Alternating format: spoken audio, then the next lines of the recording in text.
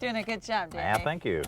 I think it's really great to get some color in the garden early in the springtime when not a lot is going on. The best way to do that is to get some tulips and daffodils, that kind of thing, in the ground in the fall. Now the ditch we've dug here in order to plant the bulbs is a little over 6 inches deep, and in this case about 6 feet long, so that we have enough room for the number of bulbs we have. Yeah, now I'm going to put a little bit of bulb food in the ground. Doesn't matter what you get. There's tons of different things on the marketplace.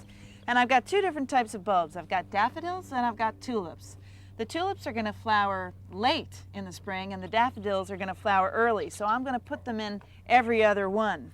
Now what about year to year on bulbs like this? I guess I don't have to worry about them once I get them in the ground. Well, you know, I wish that was true, Danny, but in my experience, I find that the tulips don't tend to last that well from year to year.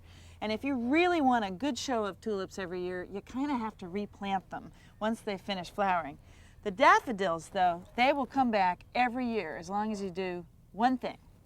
And that is, you got to leave the foliage to die down completely, because it's actually feeding the bulb for that flower the next year. That would be tempting to come along and clip that off, and if you do, then you won't have any flowers. That's right. Everybody wants to clean it up, but you just have to let it die down, and if you're patient with that, then you're going to have daffodils for years and years. Well, it seems like not a very hard project to do, and I look forward to seeing this in the spring.